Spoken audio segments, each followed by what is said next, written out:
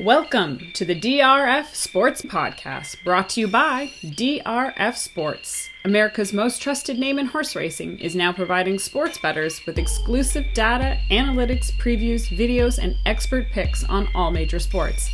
Bet smarter and have more fun doing it. It's the DRF Sports Podcast, and now your host, Sheldon Alexander. Ready, set, bet. This is the DRF Sports Podcast, episode 39. Make sure you like and follow wherever you get your podcasts. I'm your host, Sheldon Alexander. The NFL's regular season is finally over. And for us, things went really well. We hit our goal, or I hit my personal goal of picking every single game this NFL season and staying above 500. But on the podcast, in terms of giving out our best bets, we clicked at about 57% for the season, including a ton of money line wins, which is obviously pretty good. I'll take that. I'll take that cash. But because we always want more, we're still reeling from Monday night's national championship game where I was on Alabama, which looked good for the majority of the game. But then things took a turn late. It's okay, though, because thanks to Matt's props that he gave out to us on Friday on the pod, there was still a lot of cash to be won. And speaking of cash, have you checked out Cash Grab? Well, if you don't know, Cash Grab is DRF Sports' all-new free-to-play sports prediction game where you can win real money. It's available to every sports fan in the App Store and the Google Play Store. Win real cash prizes every day, as well as a chance to win big money jackpots. All you have to do is download the free DRF Cash Grab app, create an account, and start predicting. Who will win the first quarter? How many touchdowns will Patty Mahomes score? Answering questions like these can end in you winning real money. So download the DRF Cash Grab app now and win big. And hopefully, we can help you win some cash here as well, as we do this twice a week. On Tuesdays, we recap the week that was, and on Fridays, it's the Picks Pod. Today, Tuesday morning, we're recapping Georgia's comeback win against Alabama to cover the 3 points, as well as an early look at the lines for Wild Card Weekend in the NFL. And to do that, our guy Matt Russell stops by, and luckily for y'all, he's blessing us again with some education and information, and all that starts right about now. Let's welcome in Mr. Matt Russell. And, we have to start here because it's Tuesday morning and I still got Georgia on my mind after their fourth quarter comeback win over Alabama to win the national title 33-18 and cover the 3 points. I'm going to say I was on Alabama. And to be honest, though, I'd make that same bet again. But I'll ask you, is the score an indication of how that game actually played out? And I see you sigh as I'm asking the question. I mean, talk about a leading question, right? I was just going to say, that's why I'm laughing. That's why I'm laughing, because it's going to be like, objection, Your Honor, leading the witness. Listen, man, it's 18-13 in the fourth quarter. Alabama has the lead. Like, when do they ever give that up? And, listen, I tweeted last night. I tweeted a lot last night. Probably should take a break on that. But it's exciting, right? Championship game. Everybody's watching. There, every other sport is sort of clearing the decks for this game. And so, I'm just watching this going, okay, we just did 3 hours of football. It's the middle of the fourth quarter. The Georgia backers are all up in arms because Stetson Bennett hasn't, come through, and it's looked very shaky from time to time. And so, but at that point, or actually earlier on in the game, I tweeted out, I kind of like Georgia live here, at even money, at a little bit better than even money. Like, even if you had Alabama +3, as we did, because the point of betting Alabama +3, we'd shout it from the rooftops. You never heard me say anything about Alabama on the money line, right? It was just as simple as, listen, I think this game's going to be really close.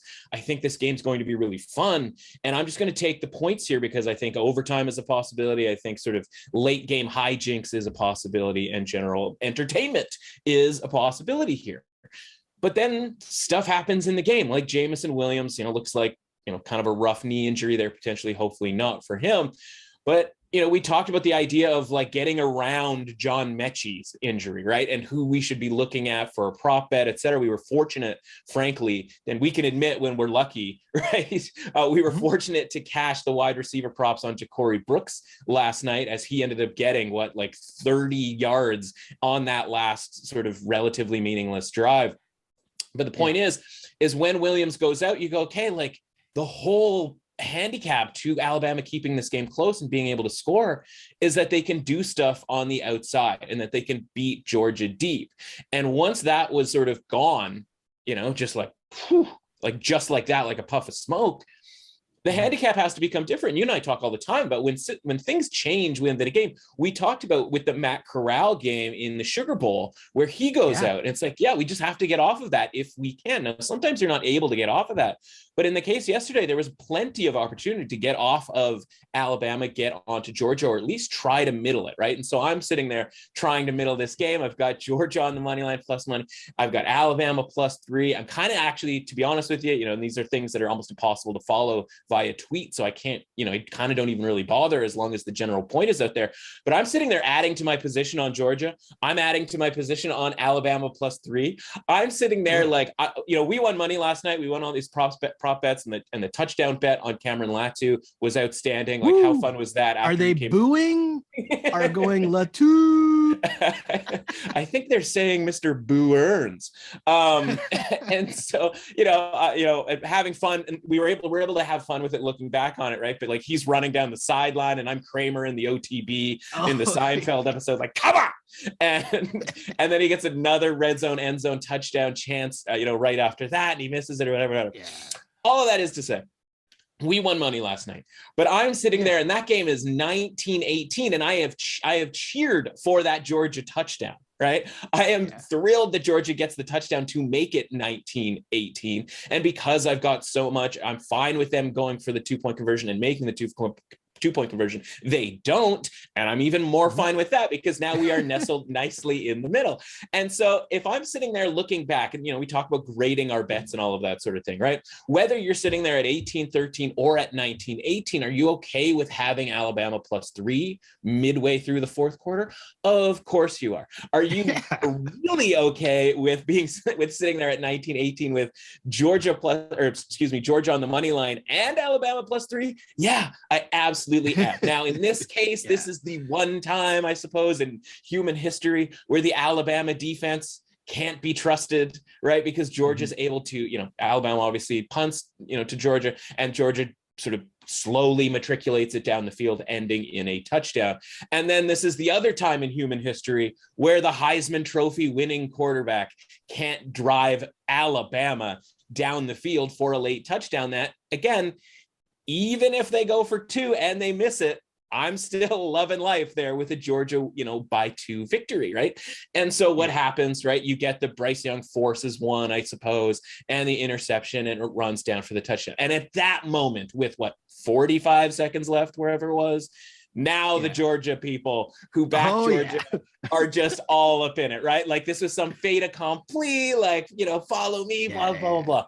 And this is what I always believed in Stetson Bennett. I always believed. That's right. That's right. Like, Stetson had it the whole way. And it's just like who is listening to that? And listen, the whole industry is, a lot of hype and bluster or whatever. And we have a lot of fun with it and celebrating and commiserating concept. When we talk about my Twitter feed, celebrate and commiserate, it's like, don't take the celebrating too seriously. Don't take the commiserating too seriously, but we're going to do both, and we're going to do those in equal measures, hopefully not equal measures, because hopefully we win more than we lose. And judging by basically anything that we've done this season, and frankly, in seasons past, if you caught our old shows, we do, right? We do win.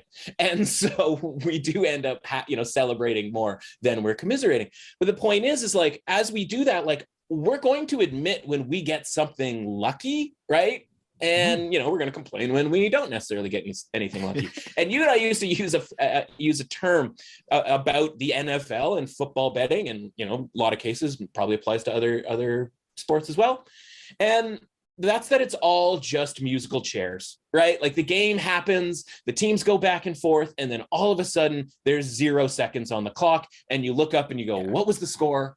Right? Because you're right. And again, leading question, all of that sort of thing. Like, no, that game wasn't a 2-touchdown game. Anybody with a brain watching that game knows that that wasn't a 2-touchdown game. And anybody knows that, I shouldn't say knows because it's not anything definitive, but like if Jameson Williams is playing in that game, things might be a little bit differently as far as that game at least being close. And I'm not taking anything away from Georgia's championship there. Again, I was, mid-second quarter going like, I think Georgia money line is a really, really good idea right now. Yeah. And so, this isn't anything like that because again, we won money. I ended up splitting those, those 2 bets. And so, all's well that ends well. But like at some point we have to have a little bit of a realistic point of view on sort of what was, I don't want to say right side, wrong side in this case, but like, the Georgia -3s out there got pretty lucky, and that's okay. Like you can admit that, but who are the people who are reading going like, yeah, man, nailed that handicap the whole way? Because the best we can do is we can handicap a game.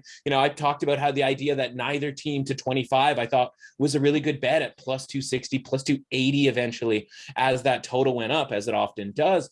And like, again, we're just watching field goals in the first half. And I'm like, man, this both team under 25 thing really has a shot here. And again, things get a little weird at the end of the game. And there's nothing you can do about that because I'm not out there running and throwing and catching. And if I was, it would be a horror show.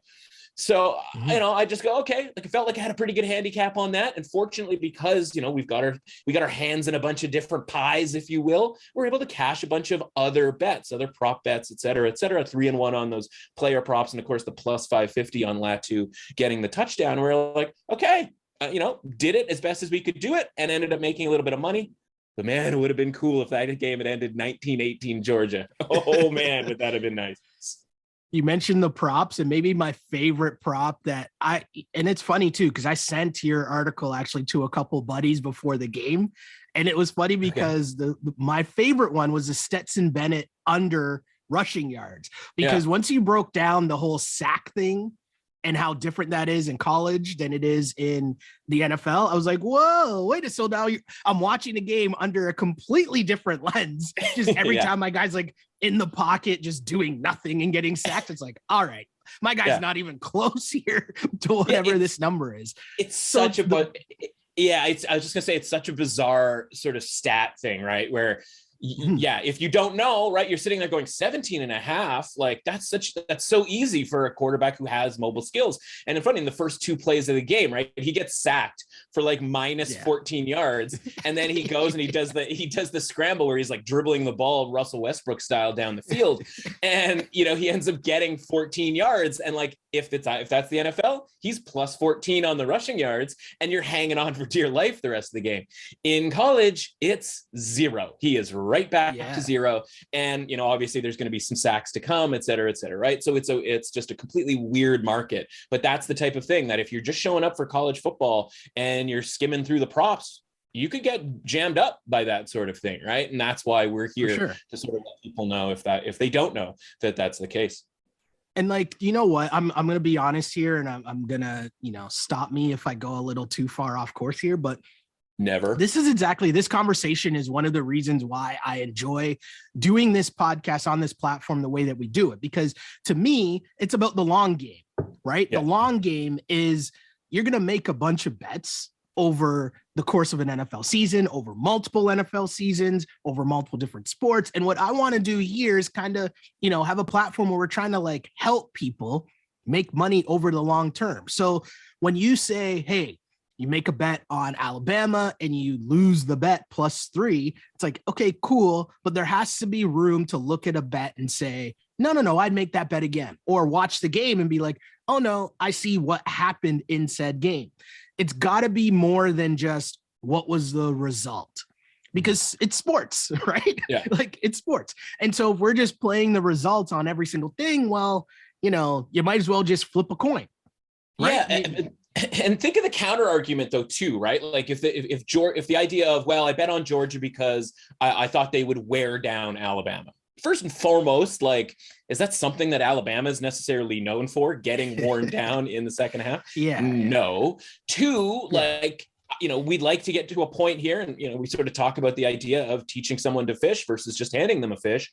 You have to get to a point, if that was your handicap, then you would just wait in the game and bet it live at some point, right? Because if you're trusting the fourth quarter to be this like Georgia wins and Georgia takes control type of thing, then you're going to have plenty of time during the game to be able to make that bet. And you might not have to lay the -3 or even 2.5 points. And that was what, of course, happened.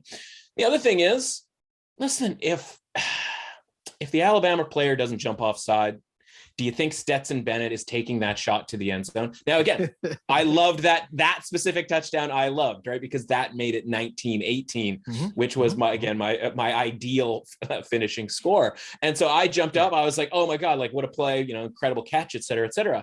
Well, like, that's not what Bennett was doing at any point through literally the rest of the game, taking that deep shot one-on-one. I thought they should do more of that, right? I kind of always think teams should do more of that based on some of the offenses that we see in the NFL that run almost entirely on pass interference. Also based on the refs. Yes, that's what I was going to say. Right. Exactly. Yeah. So yeah, he takes that shot because he has the free play. But like, what if he doesn't have the free play? I mean, is there any guarantee that, they get another 40 yards for a touchdown in that instance? No, of course there isn't, right? And so you get into, will they go for it on fourth down? Will they kick a field goal? Because obviously Nick Saban early on in the game kicked a field goal to go, as people love to tweet out now, which we'll get into some more of this, I'm sure, but they love to do anytime you can turn a one possession game into a one possession game, you have to do it. And it's like, it's the third quarter, man. And like, we're talking a 5-point game to a 2-point game where a second field goal is very much in the cards for Alabama, but touchdowns and actually scoring in the red zone and getting into the end zone was pretty clearly a difficult task, right? You and I always talk about know what game you're in, right? And so, old Nick Saban, who doesn't know what he's doing, right? And people are like, oh, I can't believe he kicked a field goal. It's like, what? Like, what game are you watching? Because the one that Nick Saban is watching knows that Georgia's struggling here to do anything offensively. And he knows that one play later on in this game is going to put him in field goal range here. Now, again, the game gets out of hand in part. It's funny. Like, I don't want to say it was good for them or whatever, but the Stetson Bennett fumble with this super casual recovery on the sideline. I mean, what an incredible circumstance that was. Weird. Like, that kind of blew the game up, right? That game, that play is sort of, that's where the sort of, opening up of the game, so to speak, kind of happened there from a, total standpoint. Now, total ended up staying under for people who got the best of the number there. But anyway, Nick Saban's going to know what game he's in, right? And Kirby Smart, meanwhile, is like running snaps with 5 minutes to go with 20 seconds left on the play clock. And it's just like, I joked just last night, I was like, I can't wait for that guy to go 3-15 for the Jaguars in 4 or 5 years, right? Like, because that's where that's headed, when everybody's going to talk themselves into Kirby Smart trying his hand in the NFL. And I'm here to tell you, it's going to go about as well as all the other college coaches that try their hand in the NFL. But congrats to him for getting the championship. Don't get me wrong. No. Great. I mean, here's the thing. And I'll kind of finish on this because I know we got to get to a lot of NFL stuff. But the thing that was weird to me, and obviously I'm not as like deep into the NCAA football as you are, but it was funny for me to watch that game and just get so annoyed so quickly with the love fest for Stetson Bennett.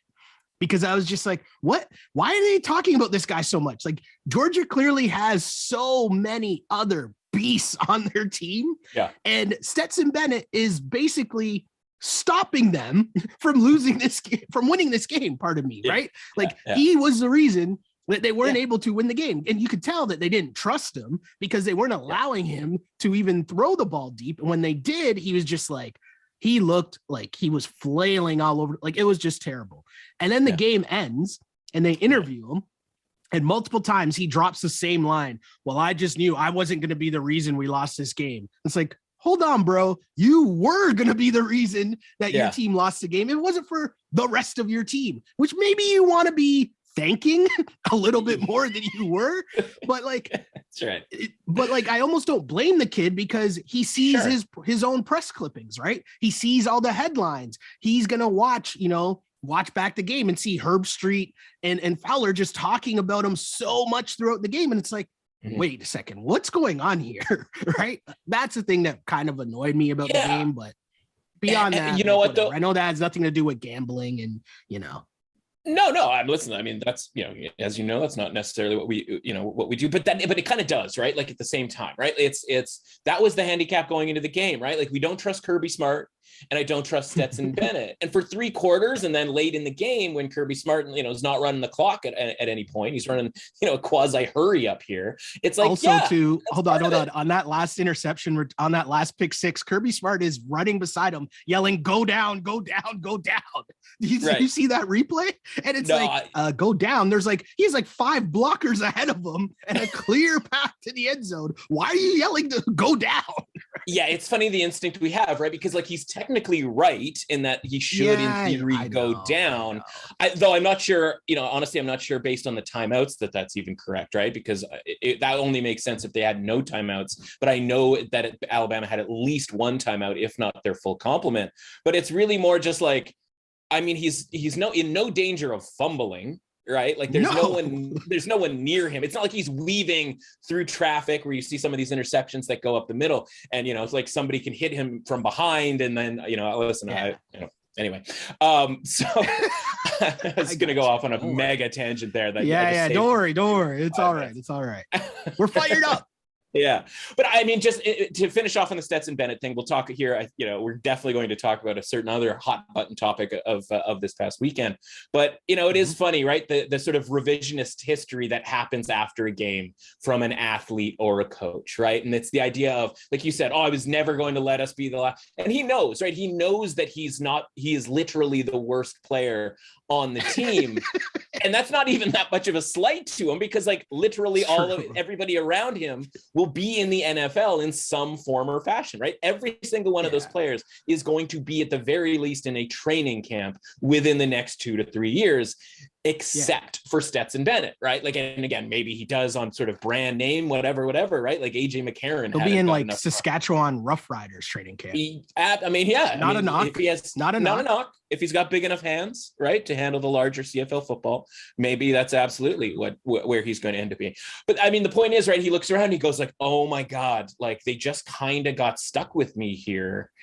And he knows that because he got a shot last year and it didn't necessarily work out. And JT Daniels is sitting there. And maybe if he had stayed healthy, it's a JT Daniels team the whole way. Who knows? And he sits there and he knows that, right? And it's yeah, you're right. If they end up losing 18-13 or something along those lines, then it is going to be because of him. And that was our handicap going in, right? And so he can handicap his own team and in the game by himself, right? He knows, we all know, these aren't sort of secrets or whatever. And again, he makes the throw on the free play. And then other than that, it's sort of just kind of managing the run game because I guess Alabama, maybe they did get tired. Maybe Georgia just found something in the run game that actually worked. And, all of that sort of football stuff that I'm not necessarily sort of on top of here, the morning after. But he made the one throw. That's outstanding. Tip of the cap to him, right? But he knows. And so, you just sort of design things after the fact because they literally can't take away this championship from him. And that he can say, I was going to make a play at some point. I just had to. When, as you know, the reality is he did not have to, right? That was not destiny necessarily. So great throw, incredible catch that, let's be honest, 9 times out of 10 is probably deflected out of bounds and never thought of again. Happens to go, the ball was there for him. And that's, that's pretty impressive. Yeah. The one last thing I want to ask you about college football though, because, is there anything that we can take from last night or just in general from this college football season and back pocket or maybe future pick for next season, or not really, way too early, too much just up in the air still? No, I mean, the comforting thing, if you will, when we're talking about some of these high talent teams, but unfortunately right now there's only 2, maybe 3 of them, is that you can win a championship without Stetson Bennett. Unfortunately, what you need is literally NFL players all over the field and Alabama to lose all of their NFL players, right? Whether it's via the draft last year or, just think about that team last year. Oh my God. The fact that they're able to come back, right? Yeah. And make the championship, right? And so, unfortunately we don't, we get this one last game, and college football is not about the one last game. It is about sort of the goals along the way. And a lot of the times you're just going to end up with Georgia and Alabama at the end of the season, right? And there's just kind of nothing you can do. Like, you can pat yourself on the back for saying that Georgia was going to win the title before the season starts, but like, okay, so you picked one out of the three teams that were like capable of doing it. Like, that just kind of isn't really worth like a bet to me, right? So like, they pop out the 2022, 2023, I suppose, future market. And it's like, yeah, Alabama, Georgia, like plus 200 on either side. And it's like Ohio State just kind of right behind them. And it's like, after that, it's honest to God, it's really pointless, because none of those other teams, unless we find out that some team has some incredible quarterback, or maybe Lincoln Riley, like speed turns things around at USC, because it looks like Caleb Williams is going to follow him there. Like, and who knows if Caleb Williams is even going to end up being any good, right? Like, I don't think that USC teams are ready to go just yet. And so, yeah, I mean, it's just probably going to be Georgia and Alabama, Alabama with a lot of experience for those younger guys going into next year. Obviously, Georgia is going to be the team this year that loses a ton of talent. One thing I will say when it comes to, sort of going forward right now, and this is maybe a nice transition to the NFL. NFL draft. I talked last week about how I had written a little bit about the NFL draft, sort of teased that out. That's been out there for a week plus now. So I'll sort of, let you guys, let you know my thoughts on the pod, because something has sort of changed here in the last week. And fortunately, one thing that hasn't changed with regards to the NFL draft is the Jags did clinch, even in victory, the number one pick. And I thought they were going to blow this for us, because I thought, they're looking like they're going to win, and maybe Detroit's going to lose, and Detroit ends up winning as well. So the Jags get the first pick overall. You will go and you will find right now that the two top betting options are Aiden Hutchinson from Michigan and Kayvon Thibodeau for Oregon, right? Two pass rushers, obviously on the defense. The third pick right now in the marketplace, and some places you can find him at 10-1, other places that you and I have more access to have him at plus 500 or plus 550, but that's Evan Neal, the left tackle for Alabama last night. And if you are the Jags, what do you need to do going forward? You need to keep your man Trevor Lawrence upright. You don't necessarily need a pass rusher. You've got Josh Allen, the other Josh Allen, and a handful of other guys that caused a little bit of a disturbance this past season. Meanwhile, you've got the Alabama left tackle here, and one of the guys that they are interviewing for the Jags head coaching job is your man's Bill O'Brien.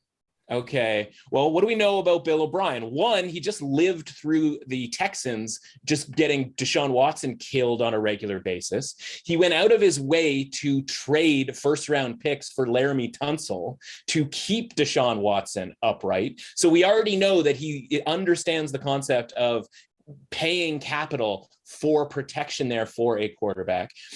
And finally, he's just been the offensive coordinator for Alabama. He has had a front row seat to Evan Neal, the left tackle for Alabama, dominating. Now, Georgia got pressure last night on Alabama, but it wasn't off the left side. It wasn't coming around on Neal. He was holding steady against Georgia. It was kind of everywhere else via various blitzes, the right side, up the middle, et cetera, right? He was the guy sort of standing up.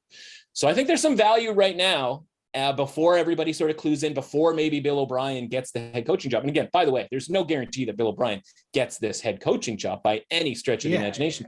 So it doesn't hinge on that. The handicap hinges on the concept of protection for Trevor Lawrence, which I think is the mandatory situation here for the next coach to have success for the Jags, right? It isn't just about coaching up Trevor Lawrence, it's keeping him upright. My point is, you want to bet that now on the off chance that O'Brien becomes the coach and he starts talking about protecting Trevor Lawrence, and the rest of the market kind of clues in, because we've just watched Neal play against a pretty decent Cincinnati team, but more importantly, in the last two out of the last three games, against Georgia's defensive line, which isn't, there's nobody better than them. They're probably better than some NFL defensive lines.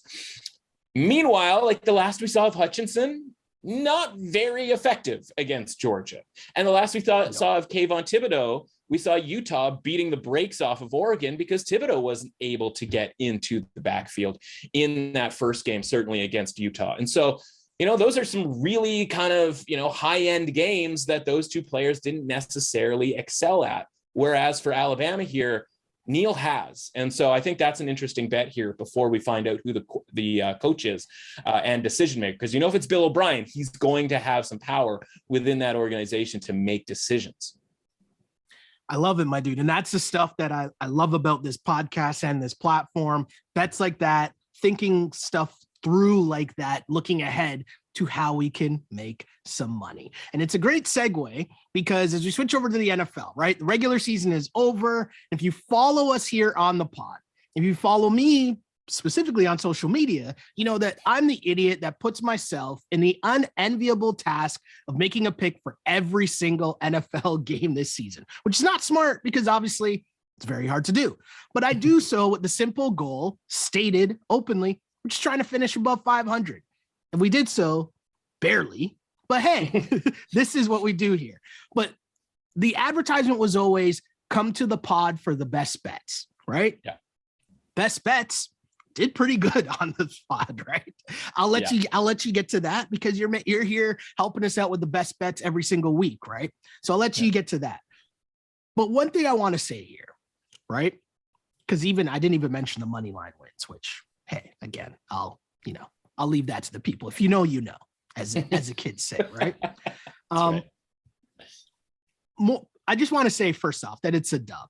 But as we go to this past weekend, right, there's so much to discuss because it was a crazy and insane Sunday in week 18. And I want to start here with the Colts because the Colts it was very simple for them, right? And our strategy going in was what games matter to who, trying to figure that out. And right at the top of that list, it's simple. You're the Colts. Beat the worst team in the league, you're in the playoffs. Can't get more simple than that. 15-point favorites against the Jags, and yet you get dominated and lose 26-11, which doesn't even really give the full context of the beatdown. But I ask you, did anyone realistically see that coming? No, I mean, that's the thing, right? You buried the lead in a little bit of a way there, right? Where we're trying to decipher who's overrated, right? Who's getting too much credit for the fact that they need to win this game. And like you and I talked about this last week, right? Like, okay, my number's like 13, 14 here on the Colts. It's 15 and a half. Right. I'm never in a million years going to bet on the Colts here. We talked about, obviously, their struggles against the Jaguars in the past and how earlier on this season, that game was, way closer than basically any other Jaguars game in the last 2 months. And, so I guess we should sort of, rewind it. You mentioned the record, and that's important, right? And I'm sort of that guy who sort of karmically doesn't want to, talk about the record as it's kind of going on, because that's just kind of, I'm not sure what I believe in, but I believe in something when it comes to jinxing and the gambling gods and that, and you know what I mean? They're always kind of listening, and the other shoe is going to drop, right? We talked. It's because you're focused on the long game. That's long game. You understand that there's going to be a good week or a bad week here and there, and you just try to have more good weeks than not. Exactly. And then focus on the long game. Yeah, and I'm glad that you brought up, your record of just you're saying just barely being over 500 and picking all of those games, because I was too. But the thing is like, this is betting. You don't have to pick all of the games, right? We don't, it's this perfect example, this sort of season long example where we get to go, Shell, like, you don't need to pick every game. Your advantage is that you get to look at the board and be selective. The sportsbook has to put numbers on every single game, right? And in the NFL, it's a little bit easier for them because there's less games and the market is going to sort of react to it over the course of a week and sort of get numbers, correctly. We get into like college basketball, and all of a sudden, like, you've got some really random games up there, like more mistakes can be made, but your advantage is always that you get to be selective. So you end up just slightly above 500. I end up just slightly above 500 when picking every single game, which is something that I do privately as honestly just a form of an exercise here, because on the podcast, you talk about the best bets. We went 92-70 on the podcast on the best bets, which, when you say to somebody, 56.7%, like they don't necessarily understand that that's actually really good. And, you and I, we don't make a ton of promises to people. We always sort of say, listen, every individual game is its own thing, and who knows what's going to happen. The promise that I can make, and the promise that if you listen to my stuff from years gone by, at the end of any sort of season, I sort of tell you, okay, this is what the record was. Maybe we won 5 units, maybe we won 25 units, whatever. But the promise is that you're going to get, as you like to say, sort of education, right? Like you are going to get that education. You are going to get taught how to fish and not just handed a fish. And you are going to get well thought out bets, and whether or not those win, kind of out of our control, right? We had a lot of sort of rough ones this year. And so we ended up going 92-70 on the podcast, right? And that's, 6, 7, 8, 9, 10 plays. My sort of the best of the best end up in the large Las Vegas contest where a winner gets $1 million. I ended up 60%, right? And so again, I pare it down even a little bit further, right? Down to my best 90 games. So we give out 162 picks over the course of the season. We go 56.7%, which 57% is kind of my number, to be completely honest with you. And I know a lot of people kind of, sort of, I don't know, either shrug their shoulder because they don't think 57% is good enough, which is crazy because that's outstanding.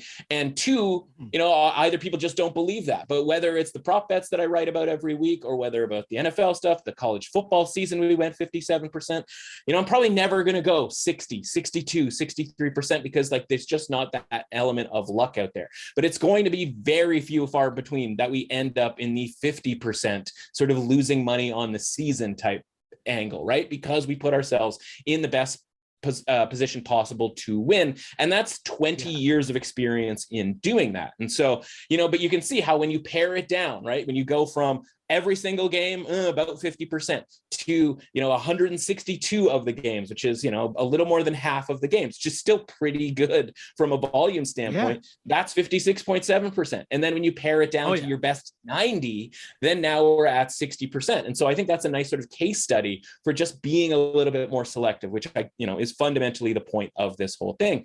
And so getting back to the NFL with regards to that Colts game, okay, well, what's their motivation? Well, their motivation was never to win by 16 points. And it's funny, you watch that line dip on Sunday as it goes down to 14, because again, when we talk about what's my number, it isn't just this number that I like made up out of thin air. It is what the market in theory should be.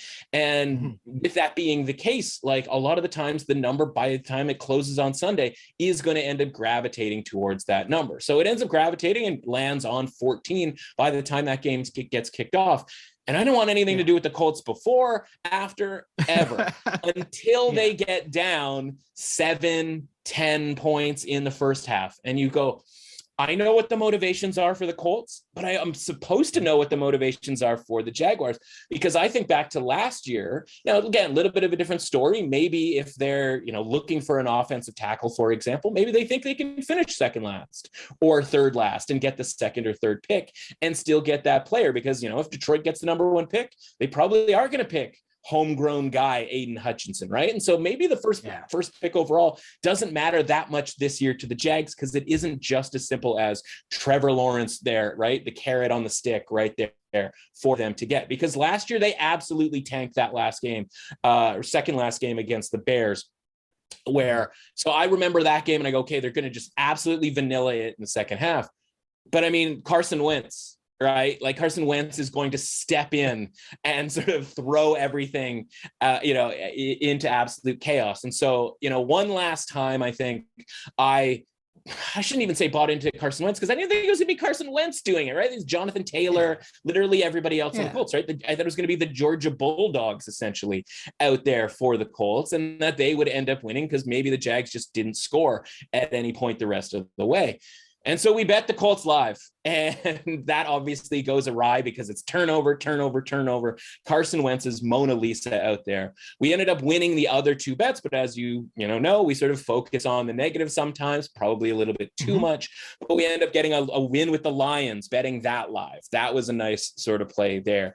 The total in the Browns and the Bengals game, which was, again, what an electric Sunday, where all of a sudden Browns Bengals is interesting, and Lions and Packers is interesting just because of betting, right? Hanging on the quote unquote lip of that 2-point conversion in Cleveland, and hanging on to the Lions somehow needing a late drive to win that game against the Packers because they gave up a tight end screen 50-yard touchdown to like the third string tight end on Green Bay. Like, just an electric factory. And so the Colts lose, and then all of a sudden the Steelers and Ravens, this game that was an afterthought. And I have a good buddy who I talk to on sort of a weekly basis. We don't live in the same city, so we sort of catch up every once or twice, but he's a sports fan to an extent, but maybe, a little bit less traditionally, likes tennis, a little bit of golf, hockey, et cetera, and he tunes in for football sort of, haphazardly, right? And he knows enough to sort of be interested in this game or that game, but maybe not sort of deep into down the card, as they say. And so we're talking on Friday night, Saturday night about the idea of Saturday night, because it's during the atrocity in Philadelphia. And he's talking about how he's very interested in the Pittsburgh-Baltimore game. I'm like, and I didn't want to say to him, like, it's like the 7th most interesting game to me, because I really want to see what happens in Cleveland, Cincinnati, right? Because that just sounds like a crazy person who would prefer to watch that game. But then all of a sudden, this Baltimore-Pittsburgh game becomes this opus, right? This like Shakespearean sort of tragedy, or not even a tragedy. It could have been a tragedy depending on what happened at the end of that game. But like, that game ends up going to overtime, right? And we obviously see other overtime games that go on throughout the day, but like, what a crazy day, even just starting off with those 6 or 7 games that were supposed to be the worst ones. Like, my God, so much fun. And I also think like that's the value as well that we provide here, because it's not just about, it's like, I post the pics on social media, and that's kind of just the advertisement for everything else that we do, right? We're trying to bring you here to, as you say, teach you how to fish instead of just handing you the fish. So those in-game bets, huge. And it helps, but also I think a lot of what you did was the explanation of tying a bunch of these games together, which leads us to one of these other big theories that came out on Sunday's game. And I'm tiptoeing around how I discuss this because I don't want to go too far the other way, but there are a lot of tickets floating around in which people were posting that they parlayed the Jags to win with a tie in the Chargers and Raiders game. Right?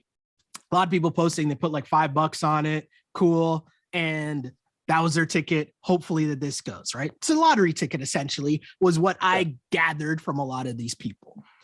But when you're talking about linking these two games together, we're doing that from the concept of actually trying to win money, right? As opposed to trying to just create the meme of, hey, look at this cool ticket I have. I hope this wins, right? Yeah. So when you link all those games together, I want to talk about the Chargers and Raiders, but I want to get this out of the way very quickly. What was the actual likelihood that both of these teams are going to come out here and just try to get a tie? I mean, 0%. Take up so much of but I'm saying that took up a lot of narrative on social media, on like, even some of the, podcasts and other outlets and all that. But I'm saying realistically, what were the chances of these two teams coming out here and tying? Because I felt like that got way too much airspace, no? Yeah, and we didn't talk about it because I think it had sort of been talked about it'd been talked about kind of to death throughout the week, right? Yeah. And the funny thing is, and you may have to check me on this, right? But I think they also needed the Steelers to win for the tie to be a thing, right? I think if the Ravens had won, okay. So, I just saw that like in certain instances, people had sort of a 3-teamer in all of this. All of that is to say, right? Okay. Like, that just bumps up the sort of the price point, if you will. Yeah. I'll put it this way: when it comes to the tie thing, it's kind of no different than anything else when it comes to handicapping. And this is sort of a bigger picture handicapping thing, which is why I think it's actually worth talking about versus just sort of shrugging our shoulders and being like, wow, that would have been weird. If everybody is aware of, X piece of information, there's probably not going to be a ton of value to that piece of information. Right. Mm-hmm. And so like, you can make that bet because like, wouldn't it be kind of crazy if this happened? But if the price for a tie is priced way lower than it normally would be, then, it's probably never a good bet, but even as a lottery ticket, right, it ceases to become a good bet. Now, if people were able to get, 50 to 1 out there for a tie, But think about it this way. How many ties are there during the regular season? I think we've had literally one this year, and there's 250 games. And so, ipso facto, the odds for a tie should probably be around 250 to 1, right? Like, this is not all that complicated. And obviously it's not going to be that pure. It's probably going to be somewhere closer to 200 to 1. And most books are not even going to allow you that concept. And so they're probably going to price it at 150 to 1 or 100 to 1.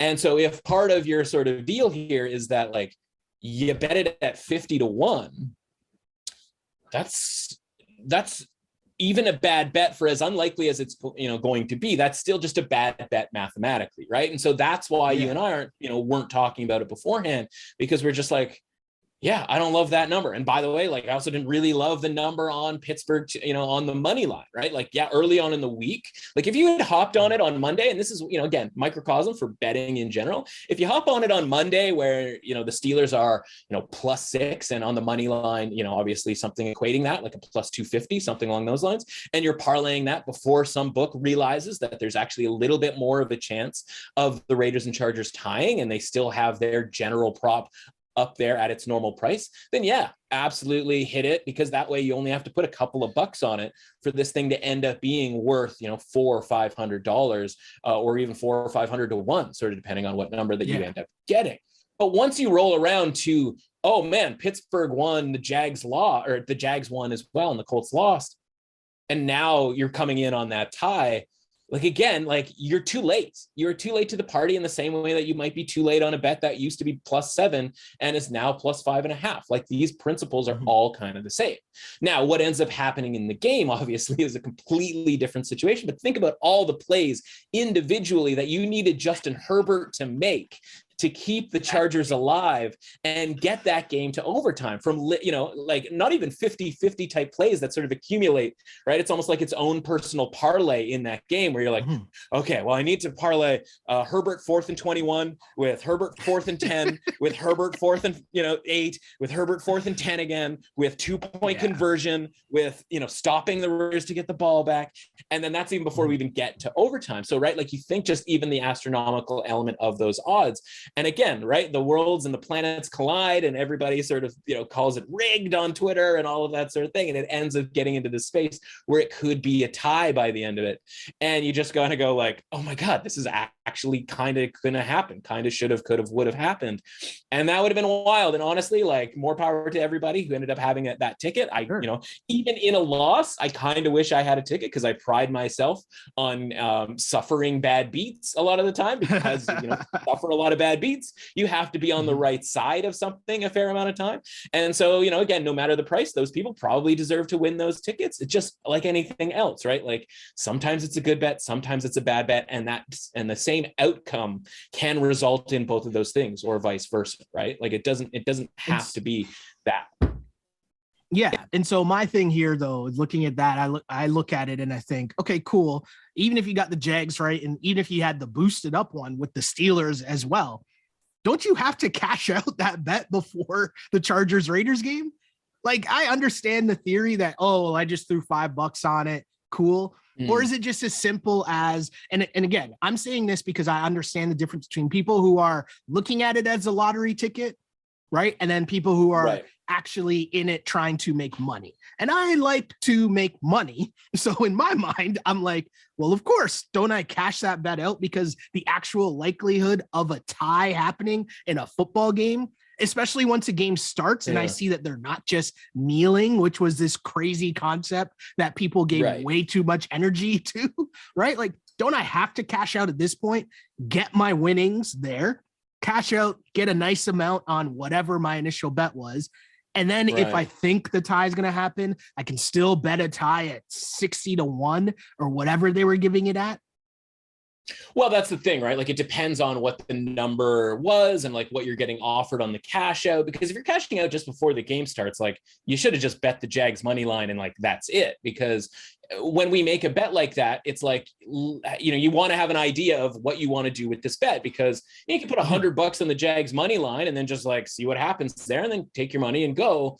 Or, I mean, the whole point of like making it just a $5, as you say, lottery ticket is like, well, let's see how many numbers we can hit. Let it ride. if the first two numbers, on your lottery ticket hit with the Jags winning that game, then you're like, yeah, man, you want to see those balls are popping around, right? And you want to see like what comes out. Is my next number going to hit here? Like maybe it does, maybe it doesn't. Maybe it's, oh my God, it's a 3-point game at halftime. Like 3-point games at halftime end in a tie a lot of the time, or at least sort of relatively speaking, right? I shouldn't say end in a tie, but at least end in going to overtime.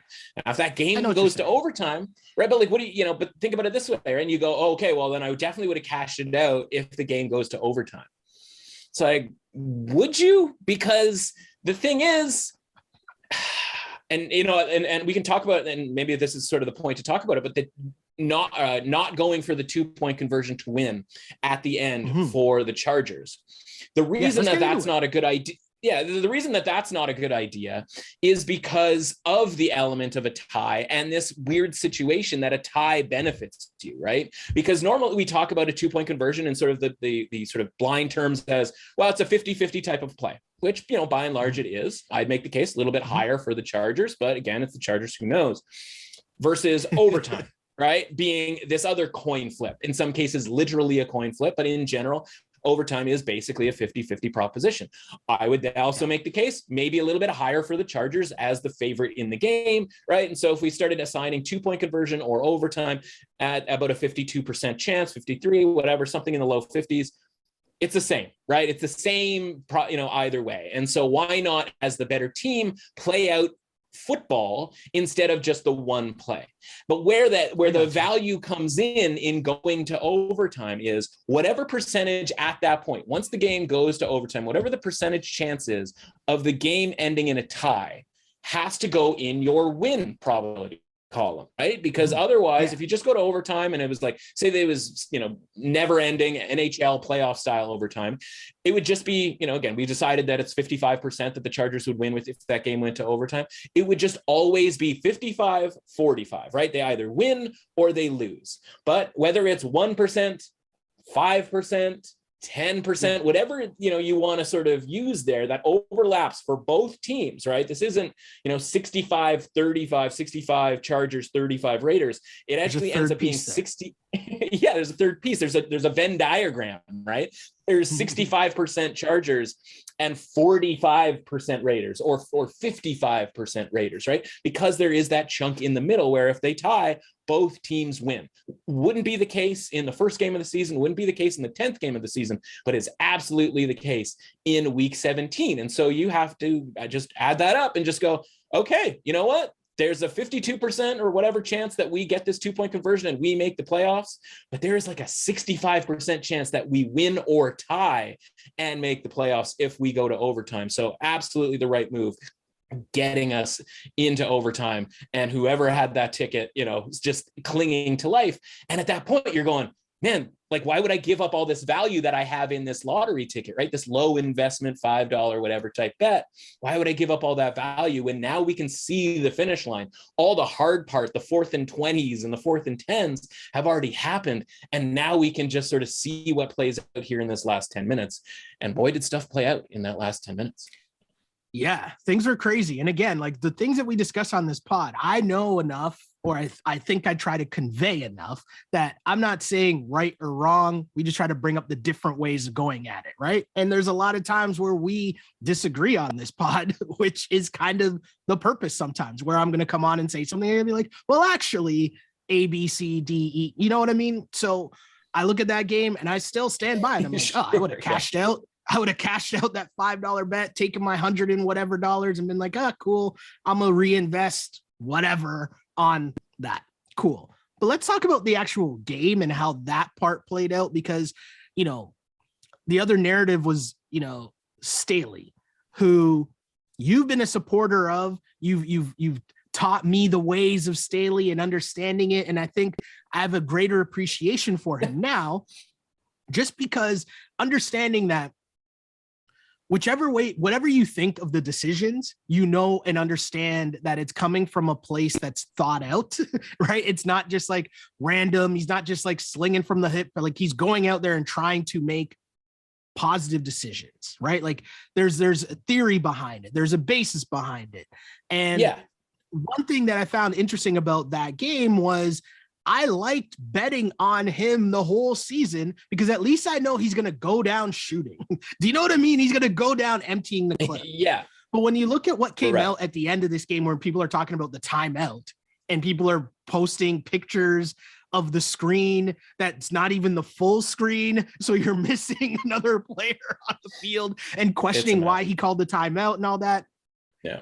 That part I really didn't understand or get. And I admitted full on social media, I'm like, I'm kind of confused here. What's going on? So can you kind of walk us through just what happened at the end of that game and the perception of a lot of people that were questioning him and why did he call the timeout? Because my thing was, I thought they would call the timeout earlier if they were going to call a timeout. I'm admitting that I didn't get it. So help me out a little here.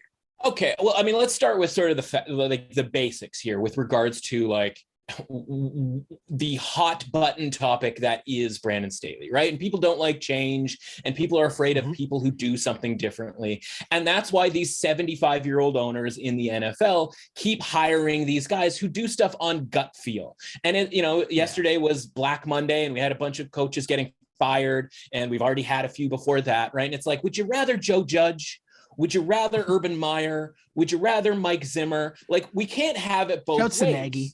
Right, Nagy, like, all of these guys, like you can't have it both ways. You can't complain about the guys kicking field goals like Fangio, like, season over and it's 4th and 9 and you kick the field goal there. And honestly, like, I didn't even hate the field goal all that much, but like, again, like people shouting from the rooftops about the field goal. And this is sort of where I have to kind of almost divest myself from the situation here, right? Like I need to sort of, yesterday I'm like, you know what, man, like you need a little half-hour yoga session at this point because you have to let this stuff wash away because this podcast exists. And I know we're sort of pumping the podcast here a little bit, but it's really not out of like an advertisement. Like, listen, people are already listening to the podcast. Yeah.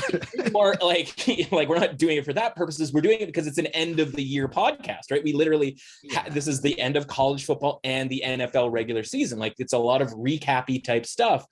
But again, the point of the podcast is people are supposed to come here to, I don't even say like get educated about this stuff, but it's like it's almost like a safe space to allow you to sort of think outside the box or allow different thoughts to sort of come, into your own mind, right? And to be able to analyze stuff without immediately freaking out. And I was looking at that timeout and I was like, I tweeted before that. I said, if Staley starts taking timeouts here, i.e. to stop the clock to get the ball back, like I am out. I am out on the Staley. Because and again, I need to preface this also by saying like I bet the under in that game, and I bet Chargers -2.5 from earlier on in the week. Right, we talked about that on Friday. Both of those bets are shot. And so when, whether people are arguing about stuff on Twitter, they always, almost to 100% level, are arguing from the point of view that keeps their bet alive, right? They like, oh, I want them to go for 2 because I have +3 and I don't want to go for overtime. I do that. I do that all the time, right? So the point is my point of view here, as I'm analyzing this play, is you need to know that my bet was already dead. I had no skin in this game other than the general football fan concept of, I wouldn't mind either of these teams, or I should say both of these teams making the playoffs, especially Herbert and the Chargers, right? So it's coming from as neutral of a position as a sports bettor or a sports fan could possibly come from. And so what I don't understand here is like why we have to criticize everything that Brandon Staley does because he's different, because he's new, because he puts analytics.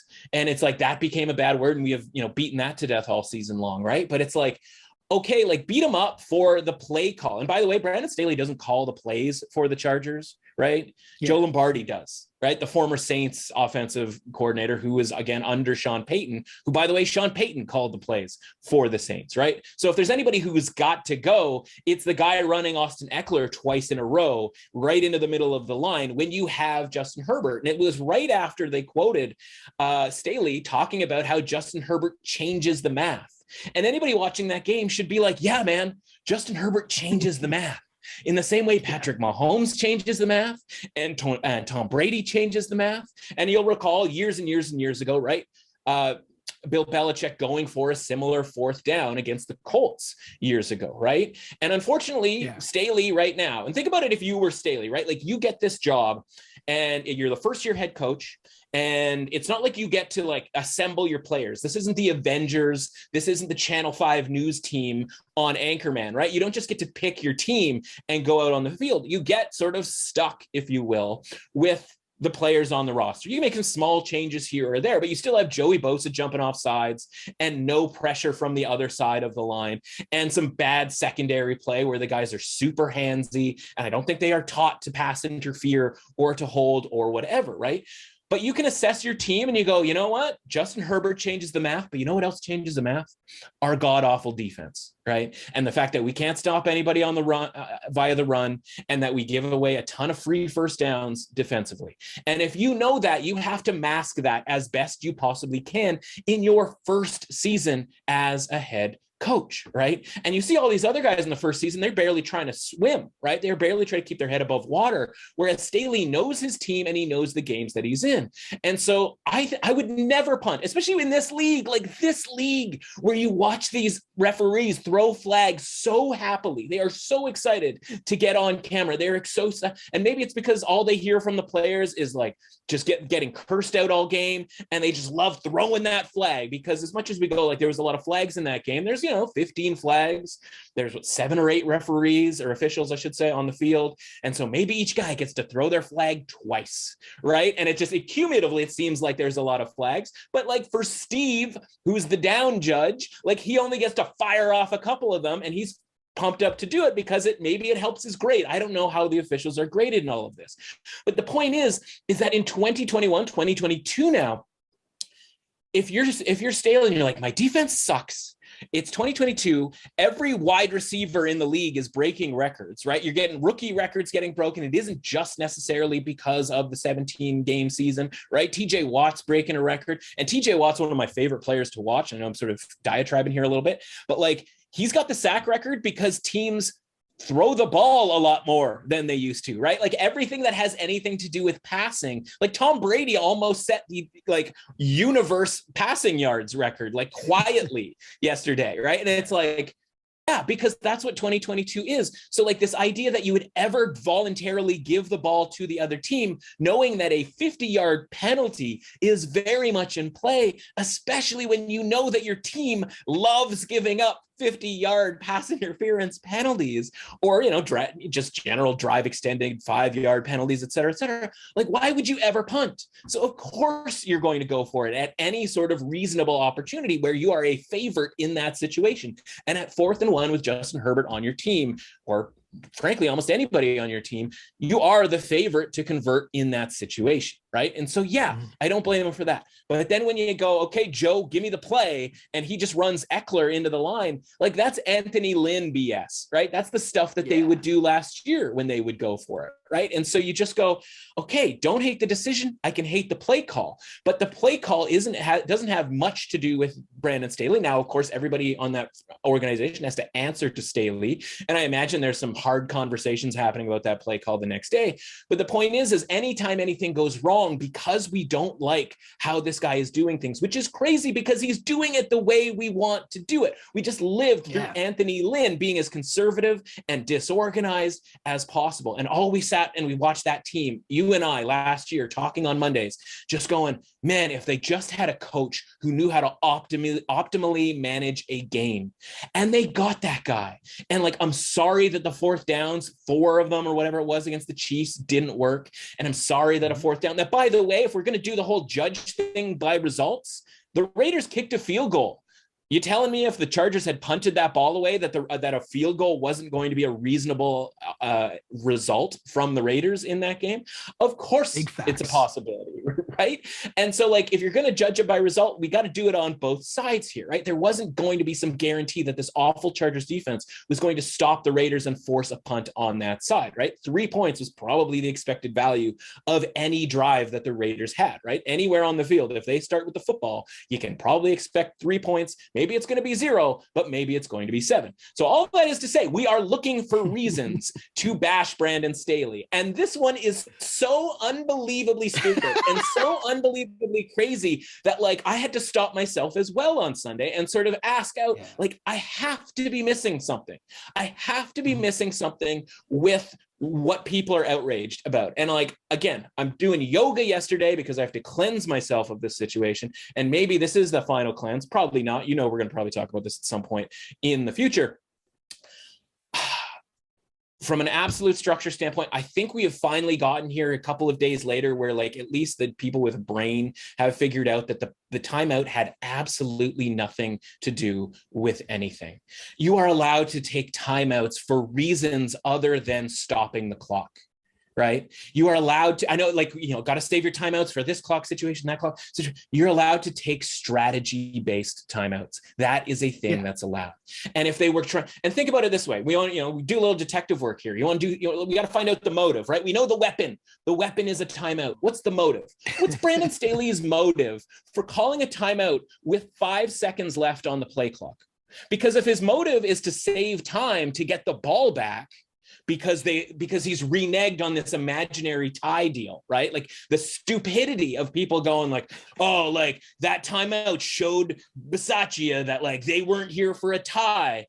No, if they had 0 timeouts, if they had just started, honestly, the most optimal thing for Brandon Staley to do was literally fire off timeouts when they had the ball on offense or early on in the Raiders drive to literally show the Raiders, hey, we don't have any guns here. We don't have any weapons. Like you can pat me down here, check me at the door, take them away. I'm just here for a nice meeting. There's no gun taped to the toilet, you know, grab the gun, leave the cannolis or whatever it was. You know, that would be his best move. But because the Raiders are like, oh, he's got timeouts over there, right? They're throwing the football. They are lining up in shotgun, right? And the idea that they were going to kneel the ball down is insane. They were going to kneel the ball down for 2 reasons. One, I mean, they were in shotgun. When have you ever seen a team kneel a ball in shotgun that didn't have a personal protector back there, right? You can picture victory formation in your own mind, how that looks. Yep. And 2, they're not going to do it because Staley has timeouts. Now, again, he's not going to call a timeout to stop the clock. And he didn't call a timeout to stop the clock here because the last play was with 1 minute and 10 seconds left in the game. And he intentionally didn't call that timeout until 38 seconds was left on the game clock. Why is that relevant? Because that's under 40 seconds, which means that the Raiders just have to run a play. They could run a kneel down play. If anything, him calling that timeout under 40 seconds should be a signal to the other side. You are welcome to take a knee here. Because I have called this timeout after 40 seconds, I am telling you, I don't want anything to do with more than just one more play in this game, and we should just call it right here. Unfortunately, your man's Rich Bisaccia is so dumb, I don't think he notices that. Right. And that's the crazy part. This is the results oriented part of this. If Bisaccia, I'm botching his name over and over and over again here because honestly, who cares? But like if Bisaccia is aware of the situation, he's going, oh, he just waited until under 40 seconds. I can absolutely to take a timeout here. This isn't an aggressive timeout. This isn't a like war, you know, shot here, you know, a declarance of war. This is, take the knee, man. We're taking this timeout under 38 seconds, but because I don't trust you to take the knee, I have to have a conversation with my team, the atrocious defensive group, that this is going to be a run play, gentlemen. All right. We are taking out our linebacker here and we are putting in an extra defensive tackle to blow up the run, which by the way, Linval Joseph comes in. He blows up the middle of that line. It was absolutely a hold as he gets tackled by the center. No one has mentioned that. Go ahead and watch that play and watch what happens in the middle of that of the offensive and defensive lines there. And the Raiders end up running the football. If he doesn't, okay, let's go this way. If he doesn't call the timeout there, what happens? The Raiders run the ball. Down. Well, the Raiders. Well, they just run a play. They run a play, and again, whether they get the first down or not, does the timeout? No, I'm being stupid. No, I mean you're not wrong. I'm just saying, like, if they don't take the timeouts, it wasn't going to be worse than a 10-yard run, right? Like maybe the timeout all of a sudden makes their defense worse. Like I don't know necessarily how that could be. Maybe again the run defense getting Joseph, the big nose tackle, into the game was the whole point. And like maybe that guy should have been in the game prior to that on first and second down. But again, he doesn't trust Bisaccia to do what Bisaccia should do. And you know how we know that? Because Bisaccia took a timeout with 2 seconds left to attempt a 47-yard field goal. Now, again, the probabilities of that getting blocked and returned for a touchdown are really, really, really low. But you know what else is really low? Losing when you just let the clock run out, because the Chargers still had another timeout with, after that first down play, and Staley didn't use it, because if he had used it, that would have made the Raiders use another, make another play. And maybe that's a snap and a kneel, but at least it's a play. It's a snap that could go awry. Maybe Bisaccia does something dumb. We have seen this before. We have seen this with his predecessor, John Gruden, in overtime games this year, where Gruden would just keep running the ball, like trying to score a touchdown in overtime, even though they're on like the 10-yard line of a chip shot field goal. So Staley literally was like, no, man, like we're taking the tie here. And he did that with his first timeout, and he did that with his second timeout. But because we're all so dumb, we can't figure out, and we have to blame Staley for something. Oh, he should be fired for taking that timeout. What? If Bill Belichick, it's just a rush to judgment more so. Well, right? Of course. And it's like, he already has this target on his back and all of this sort of thing, right? Meanwhile, we live in a world where announcers are still calling Ron Rivera Riverboat Ron, because that guy used to go for it on 4th and 1 a lot, because he had Cam Newton, Mike Tolbert, and an armada of running backs back in the day, right? And it's like, that guy still gets credit for like Riverboat Ron. He would go for stuff. And it's like, he hasn't gone for stuff in 7 years, right? And it's like, he gets credit for it. Why? Because those 4th and 1s were often successful, because Cam Newton was 6'6" and 250 pounds. Right. So it's all just results-based stuff. And you and I here in the gambling space, like, we have to know that things are not results-oriented, right? It is process, it is understanding the math, and it is understanding game situations. And Brandon Staley is one of maybe, I'm going to say, 4 coaches in the NFL who actually understands game situations. And you and I are going to come on this podcast for the next 3 weeks, and we are going to make fun of Cliff Kingsbury and Mike McCarthy and Sean McVay and Kyle Shanahan. And those are all the successful coaches. And we're going to make fun of them for the dumb stuff that they are going to do. I am telling you right now, they are going to do it. They are not going to be throwing coaching no-hitters out there, games, et cetera, are going to be talking about this going forward. Somehow we've all forgotten about Matt LaFleur kicking the field goal last year against the Bucs, a play that I still agree with, by the way. Not going to get into that, but the point is like, because they've won a bunch of games, because Aaron Rodgers is the quarterback and the MVP of the team, he's now somehow one of the front runners for coach of the year. And it's like, we were able to get past that because he happens to have a really good quarterback. And that's where we're going to be with Brandon Staley, because I can tell you right now, guess what? We're going to have some Chargers futures next year. We're going to have them to win the division. We're going to have them to win the AFC, because they're still going to be in the division with the Chiefs, a team that I am still not sure that they are not better than, or at the very least equal to, at this point. And so if you have any other further questions, Your Honor, feel free to ask. But I think that pretty much encapsulates how I feel about that. No, I love it, man. I love it. And I think the point is made. I think, we've talked about that game enough. And I think there was still so much, even more maybe, to talk about that game, because there's so many different angles to it, and just like so many crazy plays. And you mentioned the Justin Herbert 4th down plays that he was able to convert that were just complete insanity, right? Like, it was just such an amazing game. And it almost sucks that the focus then and the dialogue surrounding it is over a timeout, instead of like, did you just see that pass that Justin Herbert threw on 4th down to Mike Williams? Like, and I know you're probably saying which one, but do you know what, like, you're right. It's just, it's so funny sometimes how we get dragged into these things. And the last thing I'll say on this game is, the thing I found hilarious were the Twitter detectives, right? That were like, look, this is the long snapper telling Eckler, and it's like, you have no idea what he could be talking about, right? Hold on. First of all, not one of those people said anything about who the player was, who Austin Eckler was talking about. I was the one who pointed out that was the long snapper. And the idea that any long snapper knows what the strategy is in that moment, and what it was and what it wasn't. And we just talked about our guy Stetson Bennett, by the way. I'm glad you kept this line of thinking. I love that you were like, okay, I'm done. If you have any more questions. I know. And then I looked down, I was like, oh my God, we haven't talked about how insane the after, because honestly, it doesn't matter. This is really just more just for me and you. This is we fun. Could easily this have is this fun. I know. Yeah, we could easily have this conversation off air, but I think people, sort of enjoy this type of stuff too. Yes, the Zapruder nature of all of this, right? Where it's like, oh, Eckler asked the Raiders player if they were going to take a knee. And I'm like, I'm watching this clip. It's a cut from Derek Carr right to Eckler. And he says like, yeah. And then the guy's covering his mouth. And he's like, and then Eckler's like, oh, dang. And it's like, one, they could literally be talking about anything. Two, they could be talking about, I don't know, something that has anything to do with the long snapper, i.e. maybe he's like, oh, like my hand slipped on that ball, or like, oh, we weren't going to try it if it was 52 yards, but because it was 47, we were going to try it. Like all of that sort of stuff, which, again, if I was Eckler, I'd be like, oh man, really? You weren't going to try a 52-yard field goal? Like, man, my defense really should have tackled somebody, as I watched like Derwin James and Joey Bosa completely whiff on a tackle of the only guy who was ever going to get the ball on that play.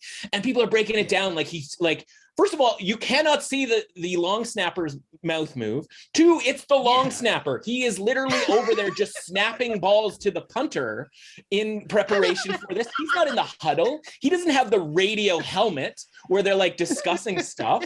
Like, you think the long snapper is sitting next to Bisaccia, like with his arms crossed, just like, yeah, I totally agree with this one, Rich. Like, yeah, this is totally the move. Oh, that timeout. And like Derek Carr comes out, and it's like he talks the whole in his interview. People like, Derek Carr just said their mindset changed. Oh, their mindset changed. The only thing that changed for Derek Carr and the Raiders is they went from shotgun to a run play.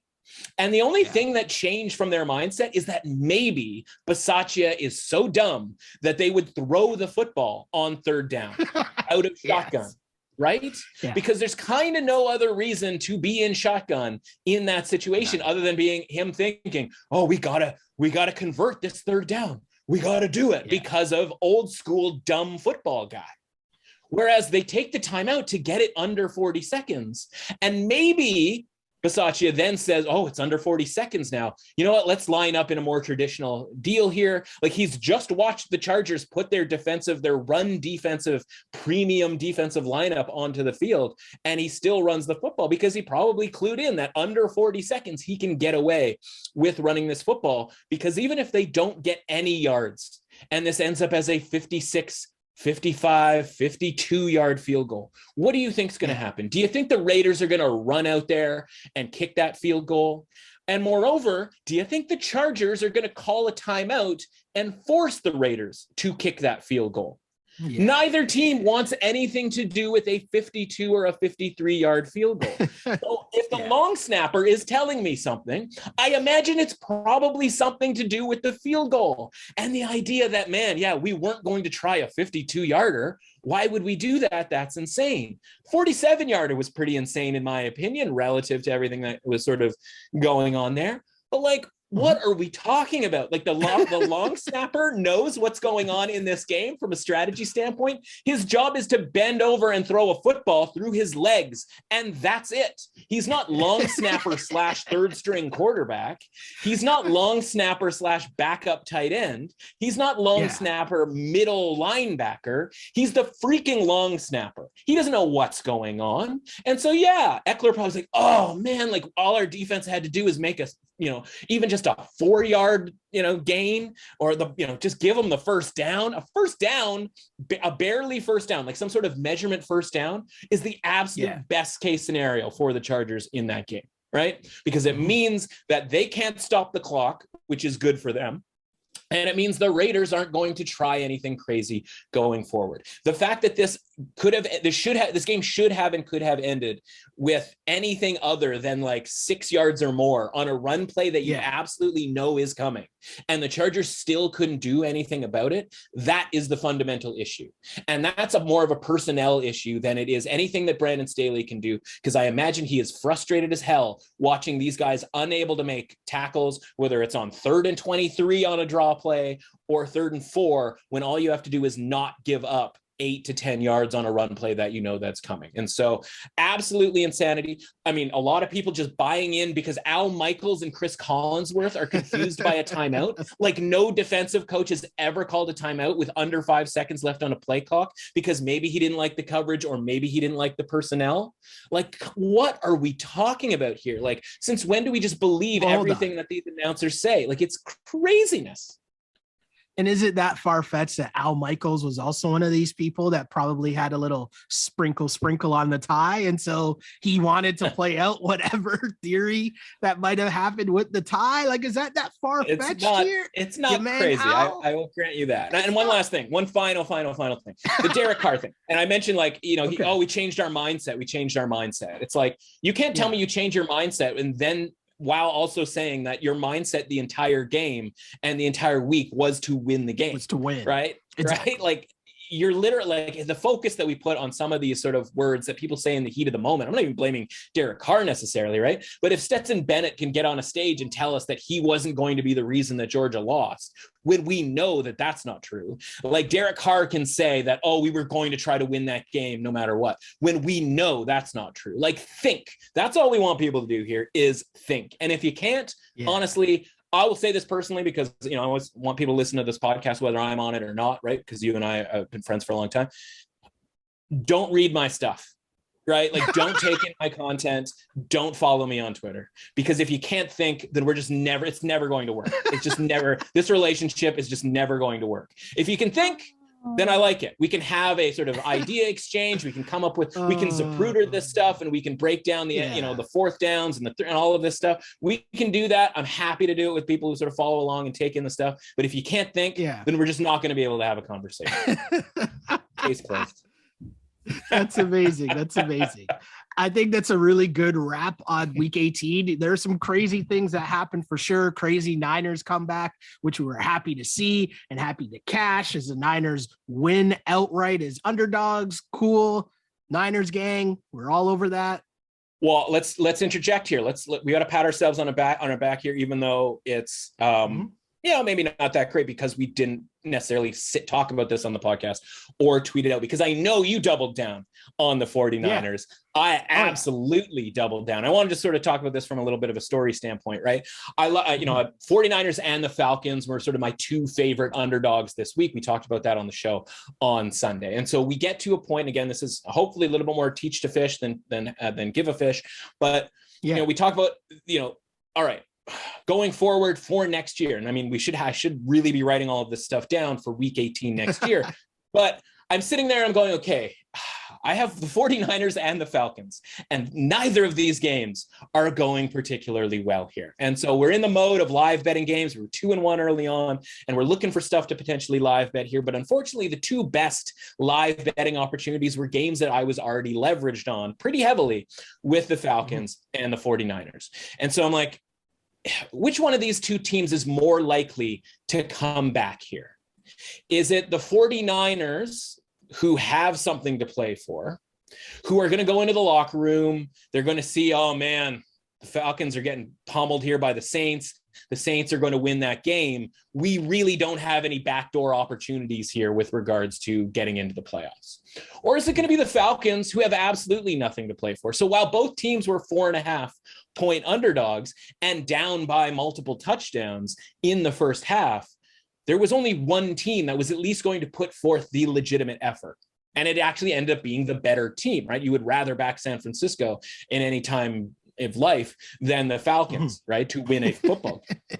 And so I look at it and like, they get the field goal late in the first half. And I'm just like, they're plus 550 on the money line. They are plus, I think it was 10.5 on the spread. And at that point, I'm like, I got to make this bet. Now, again, I'm heavily leveraged. I've already told you, everybody out there, as much, that I think the 49ers win this football game. So you already sort of get the point. And like, I also find it difficult to sort of advocate or sort of tweet out about a plus 550 underdog. Like, hey, everybody, let's jump on in. Meanwhile, that number is sort of like, by the time I make that bet, it's already sort of coming down because the 49ers are coming down the field on that first drive out of halftime.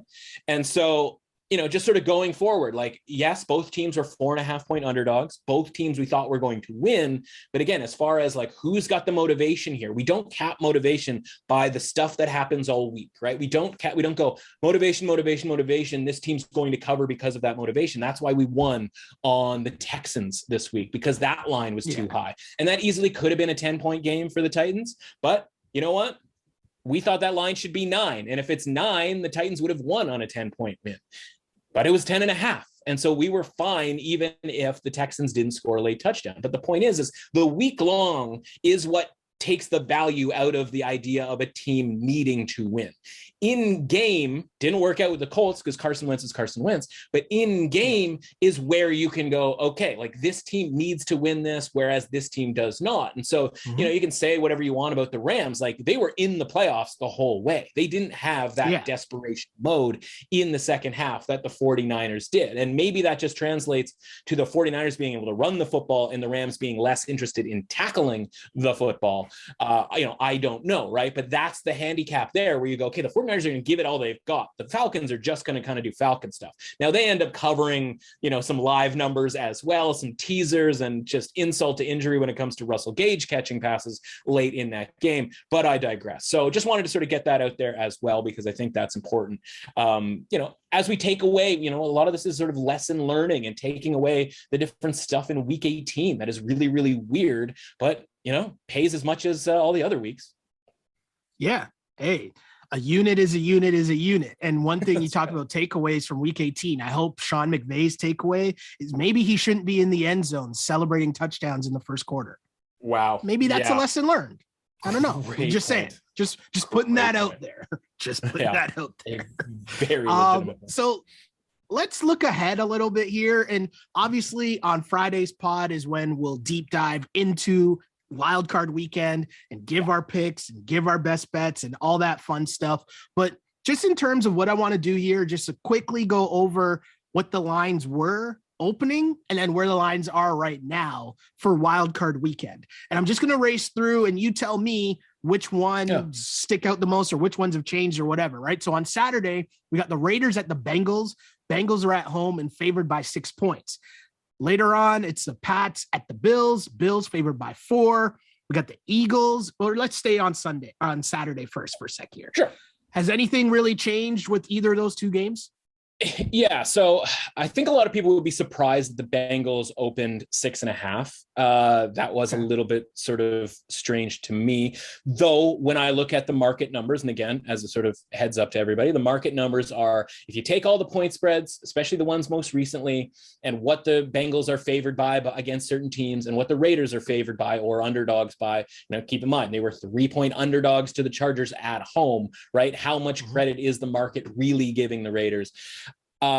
The Bengals would be 6-point favorites. If the actually number is 6.2, my numbers, and I don't really know how I got here. My numbers are 4.2.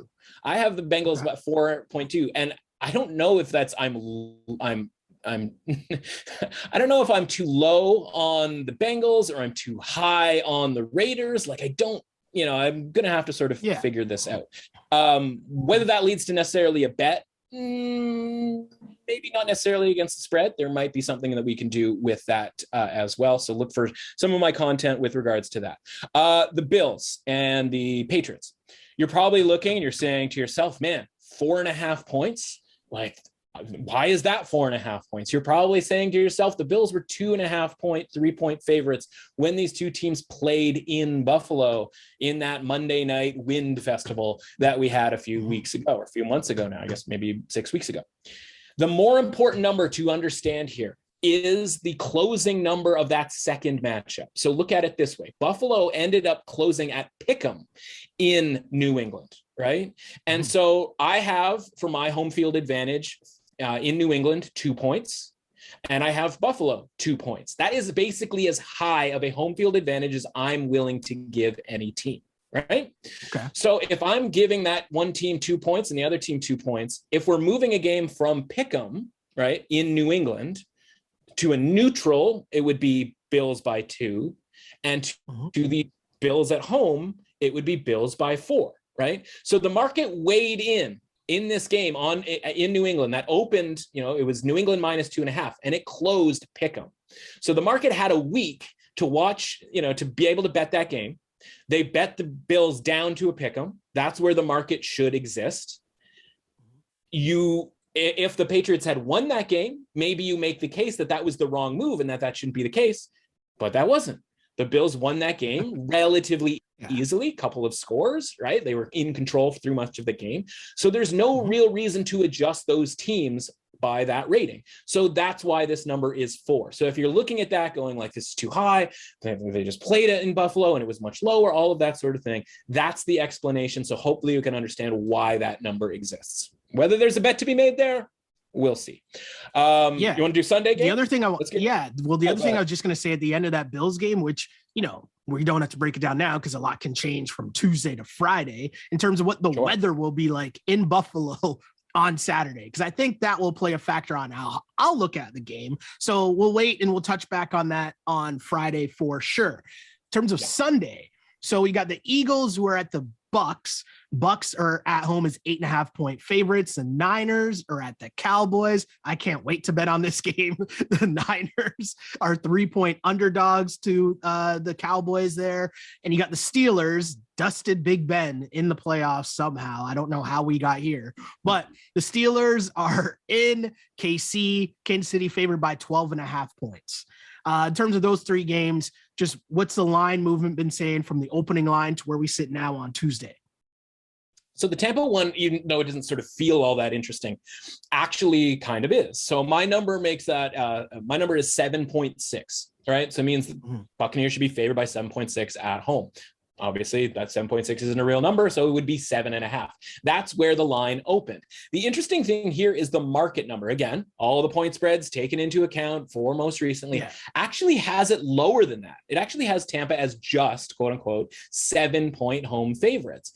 And that's because every week the Eagles take money. Every single week, sharp money comes in and bets on the Eagles. You can think of like the game when they played the Broncos, right? Remember the Broncos were like 2.5, 3-point favorites. That game ended up closing. I think even Philly might have ended up as a 1-point favorite. Ended up being correct. The Eagles won that game. But every week, the Eagles take money. Even this past week, which, the Eagles end up not playing anybody on their team, right? Like that game still ended up closing under a touchdown. That was 7 early on in the week. Now it ended up going down to 3.5 because we weren't sure, there's some COVID positives, Micah Parsons out, all of that sort of stuff. But even when it came back up, it closed at 6. So it still ended up lower than it was beforehand, right? And so just every week the Eagles take money, which makes that market number as low as it is. That being said, you'd expect the number to be -7 based because the market number is usually the thing that is closest to what the number actually ends up being because it is the market.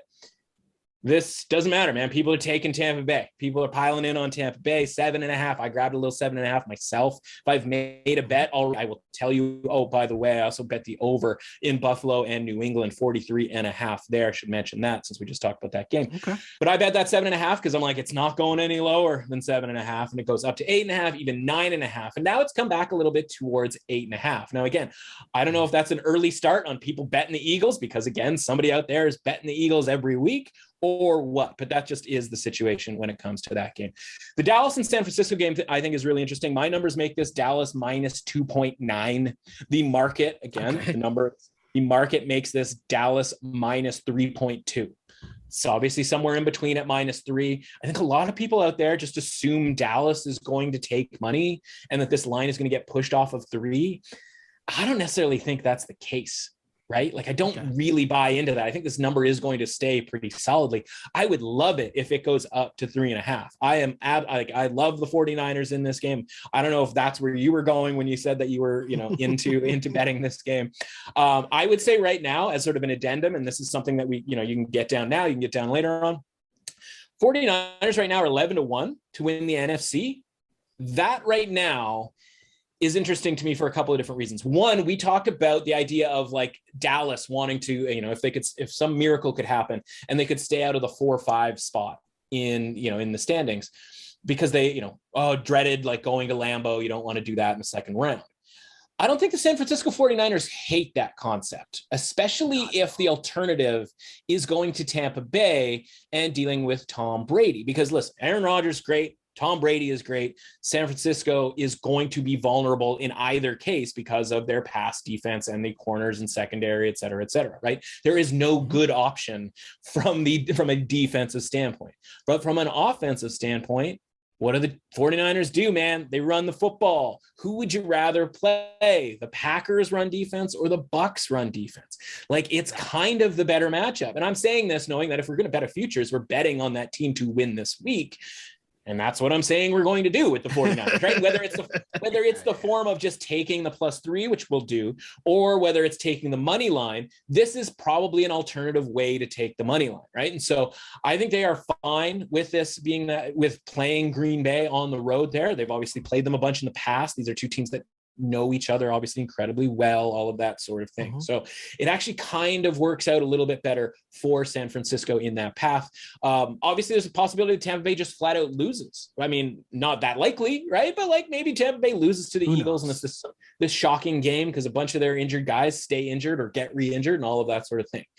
I mean, that sets up a possible matchup with the Los Angeles Rams, who we already know the 49ers own, right? And maybe the Rams don't even win. Maybe the Cardinals win and we end up seeing the 49ers having to go play the Buccaneers anyway.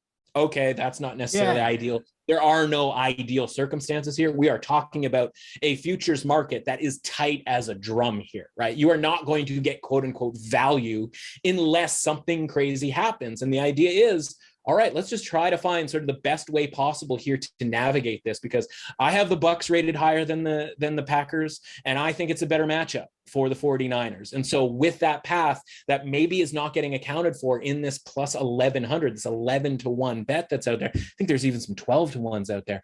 I think that's the best way to sort of attack that game from at least a money line standpoint. Maybe just get a little deeper. Just before we get to the Steelers and Chiefs, you asked about my thoughts on the Niners game here. I'll just say this very quickly. And again, we'll deep dive on this on Friday. But if you tell me that I get to bet on Shanahan versus Mike McCarthy in the playoffs, I'm going to take that 100 times out of 100. Give me that. And people know my love-hate, but more so hate relationship with Jimmy Garoppolo. Yeah. I'm still sitting here saying, all right, Shanahan, let's go. I like this. I like this matchup a lot. Yo, yes, that was a cojones drive by your man Jimmy G on Sunday. That was a cojones drive. Let's get into the Sunday night game here. Okay, we just saw this matchup. This was literally 3 weeks ago. The line was 10, right? The Chiefs pounded the Steelers, so understandably, the number goes up the second time around, gets opened up at 13. My numbers, you're not going to be surprised by this, have it at 10. It's actually 10.3. The market number has this actually lower than that at 9.4. And I know some people were interested in Pittsburgh at plus 10 back 3 weeks ago, and I wasn't necessarily one of those people. This time around, though, I'm going to sit back and wait and see how high this line goes. And then it's going to be an absolute like grin and bear it type situation here on the Steelers relying on that defense. So we'll see if that goes, if it gets back to 13, like what the price would be for 13. If it ends up, listen, Sunday night, we might see some 14s when people are piling in to fade the Steelers on Sunday night. So that's going to be a wait and see approach in that one. We'll talk obviously more about that. And then the Monday night game, I'll sort of jump the gun on you here, right? My numbers make this a 3.6. So, 3.5 point favorite for the Rams. The market number is higher. The market has always been by and large higher on the Rams than I have, and it has them at 4.6. The number has moved from 4.5 down to 4 and, sort of hovering in that area. If this number ends up getting down to 3.5, I don't think it's going to get to 3. This is going to be a spot where I'm going to jump on the Rams. Okay, we'll talk about that a little bit on why a little bit more on Friday. We'll have some props, we'll have some teasers, all of that sort of stuff. Maybe a money line parlay. All of that stuff is going to be is on my plate this week. As now that college football is done and we are this close to college basketball in full bore, I still got a lot more content here when it comes to the NFL playoffs. Yeah, I can't wait. And as mentioned, of course, we'll be back on Friday to break down the NFL in depth with so many different angles and betting angles and how we can help us all win some money during these playoffs. And I'll continue trying to, remain above 500 for the entire NFL season, but I'll take being at 500 for the full season, picking every single game. I'll gladly take that. You are being modest. You are being modest. I know that, you're making these bets, or not, you're not making, I should say, you're making these picks, you're going 500, but I'm here to tell the audience right now, Shell's doing much better in the actual betting space when it comes to using either, the best bets that we talk about or his own best bet type stuff. He is being way too modest and sort of referring back to just the 50-50 nature of his season-long, every game this season type bets. Well, I assume, and maybe I shouldn't do that, as you say, if people can't think, then I don't know what you're doing here. But and this is maybe was that harsh, issue. By the way. Should I? No. Did the yoga not work? I'm going to back you up here. No, I'm going to back you up here because what I'm going to say is I assume that people understand that I'm not betting on every single. Like, I put out picks on an iPhone Notes app. Right, on social media. I would hope that people know that I'm not betting on every single one of those games. I'm putting that out there to reel you into listening to the podcast where you get the best bets. Right? Like, I hope people understand that concept, right? That I'm not betting on every single NFL game. I hope so. People understand that. But again, maybe that's my assumption. Sure. As you said, we're talking to some people who might not think. So, hey, Here we are. And the goal, we continue to try to win some money. And I know that you hand out a lot more, as hey, I try to a lot too, following the Raptor season. Hey, I'm putting out stuff on social media here and there for the Raps, for the Leafs, just trying to cash. I either have my Leafs wave going or I have the free smoke going, just trying to hand out winners when we can. Right. But that's on social media. And I know you got some college basketball, which was also killing it, especially this past Saturday. I'll let you get into that, but where can people find that information? Yeah, it's funny, right? And like, everybody does their Georgia -2.5, -3 victory lap, and it's like, congrats on the one unit, I guess. Right? Meanwhile, like, our Cameron Latu touchdown, like plus 550, like there's still no parade happening outside of my house right now. And it's actually outside my house right now. I can see it. Is it coming down? Okay, well, yeah, man. Okay, cool. I'll get out on the street there. It's a little cold for me, so maybe I'll just wait for the next parade. There wasn't a parade on Saturday, and which is the point. And Saturday was outrageous, and like, let's not pretend like this is going to happen every Saturday or every day or whatever. But we went 13-3 on Saturday in college basketball, right? And let's go. The picks were out at 10 a.m. So you have plenty of time. Some we had closing line value, some we absolutely did not seem to matter in a lot of cases. 13-3 for a plus 10 minus a little bit of juice day, which was just absolutely ridiculous. So hopefully people were following along. At MRuss Authentic is the point. Should we give out picks for tonight here so that people don't have to get them on the Twitter box? Like, I don't know. Do you have time? I like the boost. I like the boost for the Twitter. This is a tease. Send people to the Twitter to make sure that they get the picks on the timeline. That's a tease. Folks. There you go. Sorry, everybody. Hey, Sheldon, the guy runs a tight ship. Maybe we got to get Sheldon some yoga. We got to get him. We got to get him to free his mind. Hey, that's just called branding and diversifying said brand, We'll hit you with different places to get different information. We got to make sure that, hey, we're bringing people from the timeline to the podcast and people from the podcast to the timeline. And it's just a circle of movement, right? It's an exchange. The community. Hey, yeah. So that's over at MRuss Authentic on Twitter. Everything that I write over at The Score, and it's going to be a propaganda this week when it comes to the NFL. But yeah, and then basically daily college basketball stuff. Anytime there's plays to be made, we'll get out there and we'll make some of these plays. Like I told you last week, the spreadsheets, are locked and loaded and they're ready to go. Just imagine what happens when I learn some of these kids' names by February and March, because the numbers are working out pretty well so far. So yeah, you can find all that stuff. And listen, you and I are going to talk more about process and how I go about doing stuff when it comes to college basketball. So don't worry, there's going to be plenty of time to talk about that. But we've got too much right now in the football realm to talk about to sort of get to that today. This was a super fun episode, and I definitely appreciate you coming through. Can't wait to do it again on Friday as we try to make some money this NFL playoff. I was about to say postseason and playoffs, and then got caught in the middle. But hey, right. We've also been talking for almost 2 hours here. That's right. I'm going to give myself a bit of a break and just say, thank you for coming through, my dude. Thanks, brother. And if you want to follow me online, you can do so on Instagram at Sheldon Alexander and on Twitter at Shell Alexander. Like and subscribe to the DRF Sports Podcast wherever you get your podcasts. And for more from this brand new project from DRF Sports, we just got to make sure, if you're not familiar with the letters DRF, Daily Racing Form has been around for over 100 years, giving you all of the horse racing information, data, and analysis.